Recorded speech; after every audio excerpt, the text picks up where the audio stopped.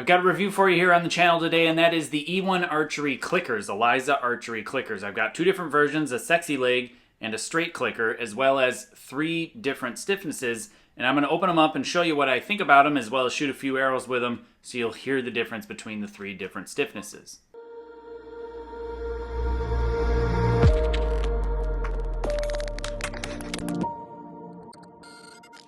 So huge thank you to Alec Potts, a fellow Olympian over there at Eliza Archery, and he sent me these clickers. He sent me them earlier in the stiff version, and I let him know that it's definitely a little bit too stiff for my preference. And he said, well, I have 2 other versions, and I'll send you those so you can actually review them. So I do have those, and I'm going to show you what I think about them after I show you the ins and outs of the couple different versions that he has.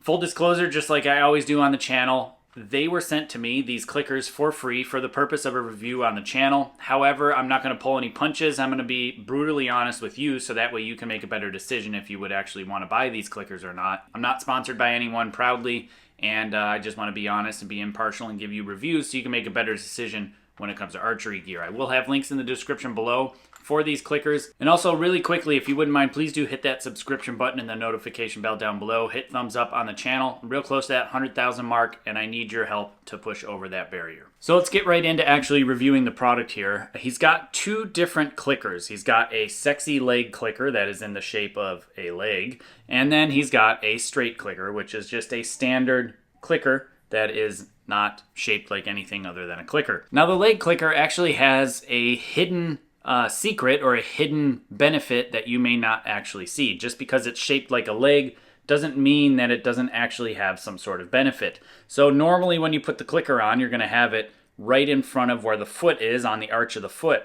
And if your arrow happens to pop up on top of the actual plunger, the heel section is much further back. And so without you even realizing, you may sometimes, from time to time, shoot an arrow off the top of your plunger. I've done that once or twice in my career, but the actual heel is so much further back that it'll actually force you to shoot with a much longer draw length, and you'll realize that you're on top of the plunger potentially before you actually let go of the arrow. So it's got a nice little feature there that other standard clickers don't have, like the straight version. Now, he's got 3 different versions of each. He's got a bend stiff version, a 0.4 millimeter medium stiff version, and an ultra soft 0.3 millimeter version.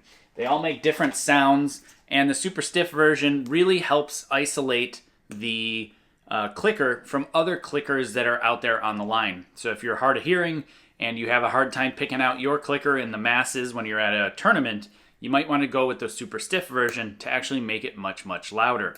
I'm going to show you here a clip of the 3 different versions so you can hear the difference in audio of the 3 different stiffnesses of clickers.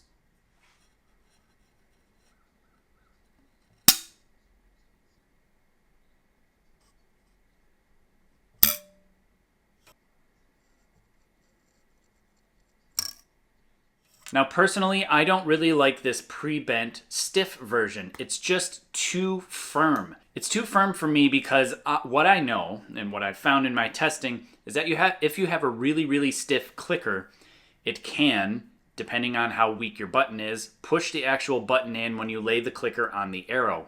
And obviously that wouldn't be good because every single time the clicker clicks, the arrow's going to launch off away from the plunger, or your center shot will change from shot to shot. And you don't want that to be happening. So unless you have a really stiff button, you may want to avoid this really stiff clicker, or you just might want to pay attention to that and make sure that your clicker's not overpowering your plunger. Also, for me, after working with people at Win & Win and some high-level recurve shooters at Win & Win, they criticized me for having a very stiff clicker when I first joined Win & Win, and explained to me that the arrow is actually bending a tiny amount past the clicker, past the button rather, when the clicker is on top of the arrow. And it can be inconsistent, and overall you don't really need that stiff of a clicker to actually hear the clicker going off. Or if you're like me, I actually feel my clicker more than I hear it. Of course I can hear it, but I've actually done a fair bit of training with earplugs in to train myself to actually feel the clicker clicking, which can be a good thing and can be a bad thing. It can be a good thing because when it's really, really loud and there's a lot of other people shooting and there's distractions and possibly people cheering and yelling when you're at full draw, while you're trying to shoot. I've actually had that happen to me in some tournament final venues where they were trying to yell and scream and bang on trash cans and use noisemakers to try to make it impossible for you to hear the clicker. So you actually have to rely on the feel of the clicker to actually execute the shot. But it can be a bad thing in my case because I can actually feel the machine marks on the arrow point itself and feel every tiny little imperfection when I'm pulling through the clicker. And I can actually get a bit of a sensation to where it's a bit annoying because I feel like the clicker is clicking, or I'm actually just feeling the machine marks on the points, and that can cause a big problem. So what is a bit of a benefit of this clicker itself is there is no metal tip. Typically speaking, on your carbon clickers, like a win-and-win one that I've actually been shooting with, it has a little metal tip on it. Many people remove those metal tips because you can actually feel the marks on the arrow, but actually I'm surprised and have been using this win-and-win carbon clicker because I don't feel those machine marks despite the metal tip. Usually what I do is I put a bit of shrink wrap over the actual tip of the clicker so that way I don't feel a thing, and usually that's what I do. And actually when I was reviewing the Maibo Talus riser, I used one of these clickers because of the M4 bolt for the actual clicker itself, and it was the only clicker that I could actually use. And unfortunately on this carbon fiber clicker, I was feeling the machine marks on the actual tip of the arrow. Now that's quite easy to fix. All you need is a bit of shrink wrap and you slip it over the actual tip of the clicker itself. And then normally you'd hit it with a lighter, but I've got my blowtorch here. Quick shrink it down, and now I'm all set. And I'm not going to feel the machine marks of my points. I'm just going to feel the actual arrow on the edge of that clicker, and when it drops off, I can cut it loose and know that it's not machine marks and not dings in the points. You know, I did shoot a 36 arrow round for score at 70 meters using these clickers, and I do like them. I like the feel of it. Personally, I was using the medium stiff version, the 0.4 millimeter version. I found that the super light version was just going to be a little bit too light. For my preference. It's definitely a unique training aid. Alex said that it can actually train you to maybe even visually see the clicker clicking. Personally, I'm not a huge fan of that because I'd rather just really pay attention to the sight itself. And I like shooting field archery and sometimes shooting extreme angles at close distances. That sight pin is super far up. So I don't want to actually see the clicker clicking in my peripheral, or at least not train that on purpose. But it can also just train you to be more sensitive to your clicker. I'm already way too sensitive in that regard, so I don't really want to use that for my training purposes. And I've already told you the stiff version, for me, it's just a little bit too stiff. So, you know, overall, I like the clickers. They look super nice.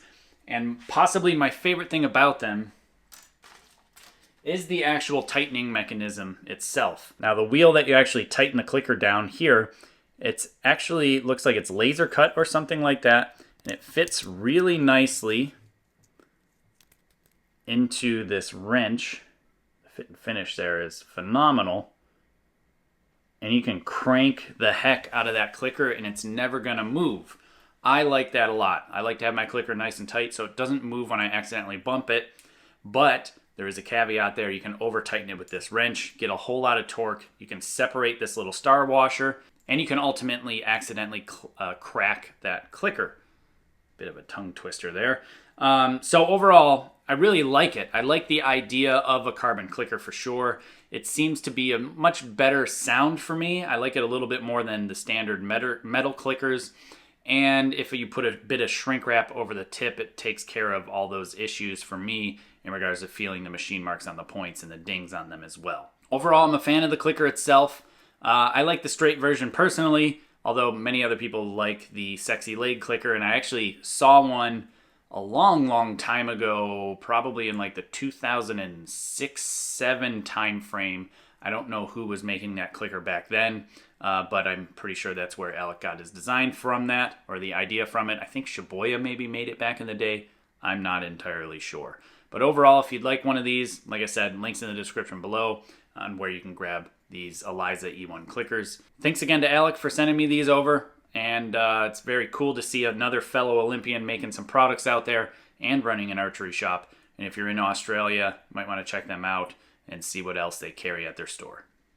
Hey, thanks for watching. If you like this video, consider sharing it. Genuinely, that would help this channel out. And if you wouldn't mind, please do hit that subscription button and the notification bell down below. That way you get notified when I upload new content. Also, if you wouldn't mind, please do consider supporting this channel. There's many different links in the description below. I produce all this content for archers around the world to enjoy for free.